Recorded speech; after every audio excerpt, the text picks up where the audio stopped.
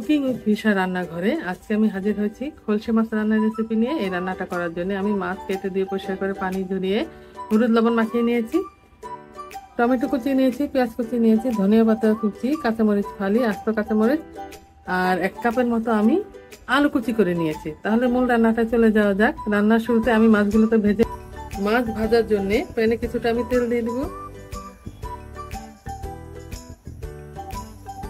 তেলটা গরম হলে মাছগুলোকে ভেজে নেব।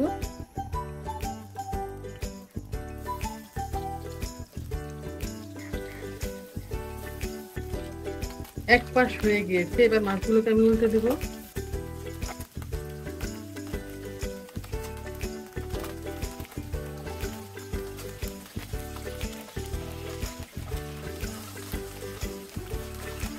মাছগুলোকে ভালো করে ভেজে নিতে হবে, আর একবারে ভাজা সম্ভব না, আমি 3 বারে ভেজে নেব সবগুলো মাছ।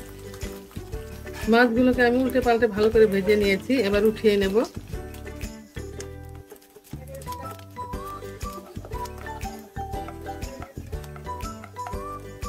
সবগুলো মাছ আমি ভেজে নিয়েছি। মাছ ভাজার তেলে আমি বাকি রান্নাটা করব। আরো কিছু তেল আমি দিয়ে দিলাম। 1.5 কাপের মতো পেঁয়াজ কুচি আছে, এটা দিয়ে দিলাম।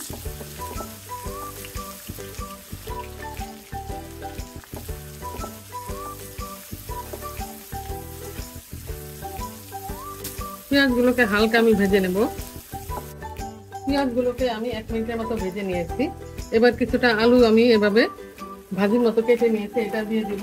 পেঁয়াজ আর আলু একসাথে আমি ভেজে নেব।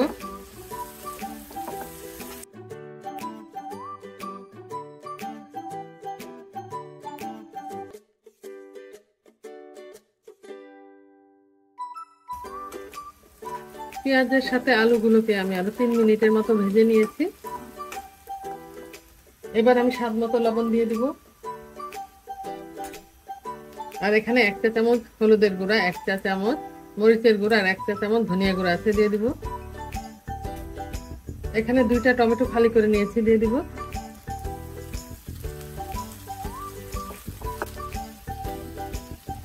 হাফ কাপের মতো পানি দিয়ে আমি কষিয়ে নেব।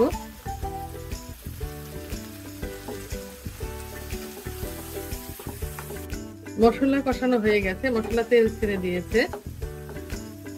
এখানে 4টা কাঁচামরিচ ফালি আছে আর 10-12টা আস্ত কাঁচামরিচ আছে, দিয়ে দিলাম। ধনিয়া পাতা কুচি আছে, আমি দিয়ে দিলাম। এবার ভাজা মাছগুলোকে দিয়ে দিব। মাছগুলোকে আমি ভালো করে ভেজে নিয়েছি।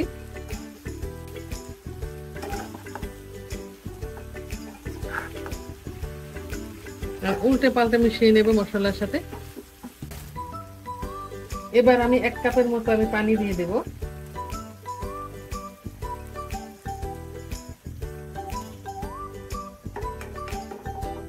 এবার ঢাকনা দিয়ে আমি কিছুক্ষণ রান্না করব।